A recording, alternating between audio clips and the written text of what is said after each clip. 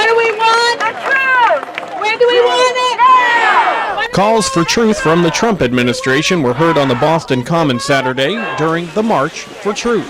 This is actually an international event. We have cities across the country, and in Brussels there was talk of a Russian city. So this is a really international event where we want to call for truth. There's been a lot of issues that have come up with the integrity of our democracy, the integrity of our elections. We feel that the press has come under a lot of scrutiny that we don't feel is right, that we want to stop. We want to have a free press that is protected under our Constitution. We want to make sure that there are investigations done in a thorough manner to determine if there were issues with our election. We know that Russian forces did try to influence our elections. We want to know, did anyone in our government have knowledge of that? Did they collude with that? Are there conflicts of interest that are currently ongoing that are going to affect our nation and our policies? And these are things that we feel like should be thoroughly investigated. And many South Shore residents came to take part. I thought it was a good opportunity to stand up and say that what we think is going on in Washington isn't right, and that all the lies of the regime have to stop. And we need the Russia investigation to be able to continue fairly and not let the administration try to stop it. So we thought it was important to come out and say so. On the South Shore, we're particularly concerned about the compressor station and climate change, global warming, and sea level rise. We're concerned about clean water for other people as well as on the South Shore.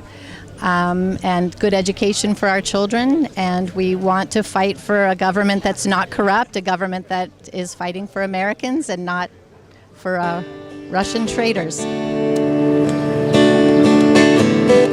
Every flag over Charleston is at half-staff tonight, except one. Participants heard from musicians and speakers who say the Trump administration's power How much confidence needs ought to be Americans checked. to have that other branches of the national government will control Donald Trump? That a Republican-constrained Congress would not exercise much constraining influence on Trump was made clear during the campaign and has been confirmed in the early months of his presidency.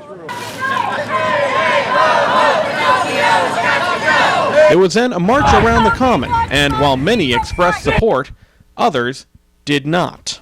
I'm all about the right, the working man, work for a living, stop having your hand out for a handout. Nothing's for free. Get a job. So you don't support the protest here today? No, not at all. They're all against Trump. They don't even know why. Has any of the Russian stuff been unfounded? No, it's all unfounded.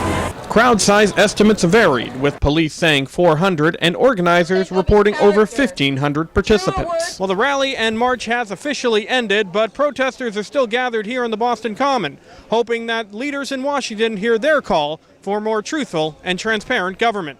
Reporting from the Boston Common, Dan McCready, WATD News.